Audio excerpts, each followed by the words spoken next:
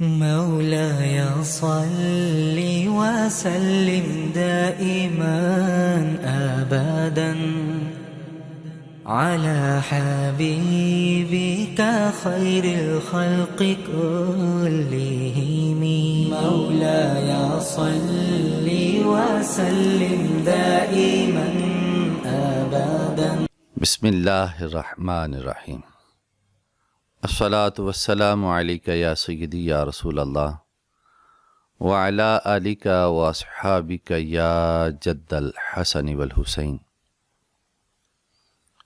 جبریل امین کریمہ کا علیہ الصلاۃ والسلام کی بارگاہ ناز کے اندر آتے ہیں اور عرض کرتے ہیں کہ یا رسول اللہ صلی اللہ علیہ وآلہ وسلم، علی کا اور فاطمہ کا نکاح اللہ نے عرش پر کر دیا ہے، آپ زمین پر کر دیں.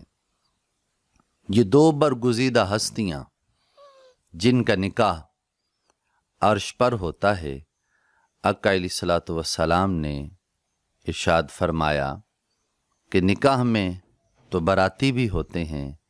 جبریل امین نے عرض کی یا رسول اللہ، اس نکاح کے اندر 40,000 ملائکہ نے شرکت کی اور اللہ رب العزت نے شجر طوبہ کو حکم دیا کہ وہ لؤلؤ اور مرجان برسائے اور حور و غلمان تشتریاں اور تھال لے کر اس کو لوٹنے لگیں، اور یہ سلسلہ قیامت تک کے لیے چلتا رہے گا کہ جن ہستیوں کا نکاح عرش پر ہوا ان کی ذوات مقدسہ کی عظمت کا عالم کیا ہوگا.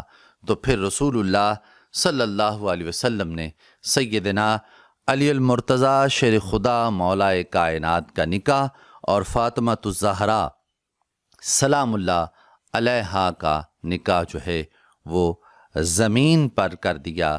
سیدنا عمر ابن الخطاب رضی اللہ تعالی عنہ ارشاد فرماتے ہیں کہ 3 سعادتیں جو سیدنا علی المرتضیٰ شیر خدا کرم اللہ وجہہ الکریم کو ملیں کسی اور کو میسر نہ آئیں. جناب سیدنا عمر فاروق رضی اللہ تعالی عنہ نے فرمایا کہ رسول اللہ صلی اللہ علیہ وسلم کا اپنی لاڈلی دختر انہیں نکاح میں دینا اور ان کا مسجد میں رہنا کہ میرے لیے اس میں حلال نہیں جو انہی کے لیے حلال ہے، اور خیبر کے روز انہیں علم عطا کرنا، نشان عطا کرنا. خیبر والے دن آقا علیہ الصلاۃ والسلام نے سیدنا علی المرتضیٰ شیر خدا کرم اللہ وجہہ الکریم کو علم مبارک دیا اور آپ کو ساتھ بشارت دی کہ آپ خیبر کو فتح کریں گے. تو جو ہی آپ کو علم دیا تو سرکار دو عالم نے اپنا امامہ شریف بھی دیا، اپنی تلوار مبارک بھی دی، علم بھی دیا. ایک صحابی نے عرض کی یا رسول اللہ صلی اللہ علیہ وسلم، قیامت والے دن یہ جھنڈا یہ علم کس کے ہاتھ کے اندر ہوگا؟ آقا علیہ الصلاۃ والسلام نے ارشاد فرمایا جس کے ہاتھ آج سج رہا ہے اسی کے ہاتھ میں قیامت والے دن ہوگا.